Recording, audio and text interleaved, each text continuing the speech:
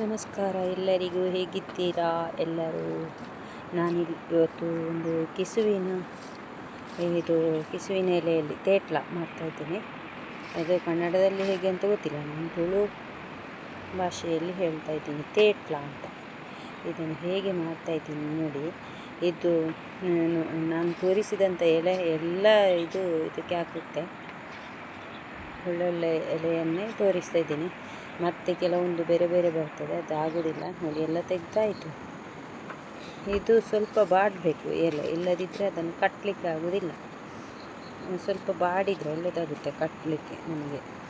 ಇದು ಸಾಂಬಾರಲ್ಲಿ ಇದಾಗಬಾರ್ದು, ಆಚೆ ಈಚೆ ಇದಾಗಬಾರ್ದು, ಅದು ಚೆಂದ ಕಾಣಿಸ್ತೇ ಇಲ್ಲ. ಅದಕ್ಕೋಸ್ಕರ ಸ್ವಲ್ಪ ಬಾಡಿದರೆ ಒಳ್ಳೆಯದಾಗುತ್ತೆ ನೋಡಿ. ಈ ಥರ ಮಾಡಿ ಫೋಲ್ಡ್ ಮಾಡಬೇಕು. ಈ ಥರ ಫೋಲ್ಡ್ ಮಾಡಿ ಆನಂತರ ಕೈಯಲ್ಲಿ ಇದು ಮಾಡಿ, ಇದು ಮುಂಡಸ್ ಥರ ತಲೆಗೆ ಸುತ್ತಾರಲ್ಲ, ಆ ಥರ ಕಾಣ್ತದೆ.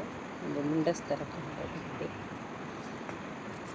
ಇದು ಈ ಆಷಾಢ ಮಾಸದಲ್ಲಿ ಬಹಳ ಬಹಳ ಬಹಳ ಒಳ್ಳೆಯದು. ಇದನ್ನು ಜಾಸ್ತಿಯಾಗಿ ತುಳುನಾಡಿನಲ್ಲಿ ಮಾಡ್ತಾರೆ ಆಷಾಢ ಮಾಸದಲ್ಲಿ.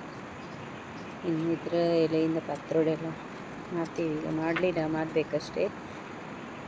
ಟೈಮ್ ಅಂತೂ ಸಿಗೋದಿಲ್ಲ, ಸ್ಕೂಲಿಗೆ ಹೋಗಿ ಬರುವಾಗ ಎಲ್ಲ ಲೇಟ್ ಆಗ್ತದಲ್ಲ. ಹಾಗಾಗಿ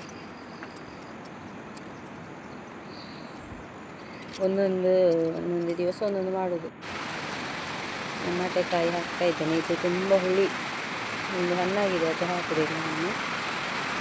ಇದನ್ನು ಈಗ ಇದಕ್ಕೆ ಹಾಕ್ತಾಯಿದ್ದೇನೆ. ಇದು ತುರಿಸ್ತದಲ್ಲ, ಸರಿ ಗುದ್ದಿ ಹಾಕೋದು.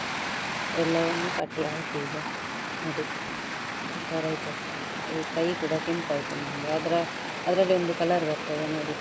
ಇದು ಕೈಗೆಲ್ಲ ಮುಟ್ಟಿದರೆ ತುರಿಸ್ತದೆ ಸ್ವಲ್ಪ. ಅದಕ್ಕೆ ಟಮಾಟೆಕಾಯಿ ಹಾಕಿದರೆ ಅಷ್ಟು ತುರಿಸಲ್ಲ. ಮಡಿಕೆಯಲ್ಲಿ ಹಾಕಿ ಬೇಡಕ್ಕೆ ಇಡೋದು. ಅದಕ್ಕೆ ಹಲಸಿನ ಬೀಜ ಹಾಕ್ತಾಯಿದ್ದೀನಿ ನಾನು. ಇದು ಕ್ಲೀನ್ ಮಾಡಿ ಇಟ್ಟದ್ದು, ಗುದ್ದಿ ಹಲಸಿನ ಬೀಜವನ್ನು ಗುದ್ದಿ ಇದು ಮಾಡಿದ್ದು. ಇದು ನೋಡಿ ಬೇಯಿಸಿ ಆಯಿತು ನಮ್ಮದು ನೋಡಿ. ಅದು ಹಾಗೇನೇ ಇದೆ, ಬಿಸಿಲಿಲ್ಲ ನೋಡಿ, ಹಾಗೇನೇ ಇದೆ. ಫೋಲ್ಡ್ ಮಾಡಿದ್ದು ಹಾಗೇನೇ ಇದೆ. ಕೆಲವೊಂದು ಬಿಚ್ಚಿ ಹೋಗ್ತದೆ, ಕೆಲವೊಂದು ಬಿಚ್ಚಿರ್ಬೋದು ಅದರಲ್ಲಿ ನೋಡಿ. ಎಲ್ಲನೂ ಹಾಗೇನೇ ಇದೆ. ಇದಕ್ಕೆ ಈಗ ಹಲಸಿನ ಬೀಜವನ್ನು ಹಾಕಿ ಬೇಯಿಸ್ತೀನಿ. ಹಲಸಿನ ಬೀಜ ಬೇರೆಯೇ ಇದು ಮಾಡಿ ಬೇಯಿಸಿ ಹಾಕಿದ್ದಿದ್ದಕ್ಕೆ ನಾನು.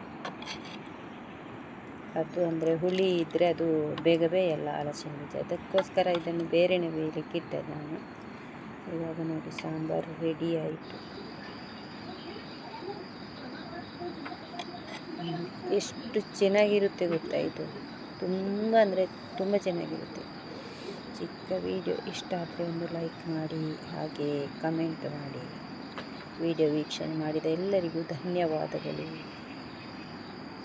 ನೋಡಿ. ಹಾಗೇನಿದೆ, ಬಿಚ್ಚಲಿಲ್ಲ. ಇದು ಬಿಚ್ಚಿದರೆ ಅಷ್ಟು ಚೆಂದ ಕಾಣೋದಲ್ಲ ಸಾಂಬಾರಲ್ಲಿ. Thank you.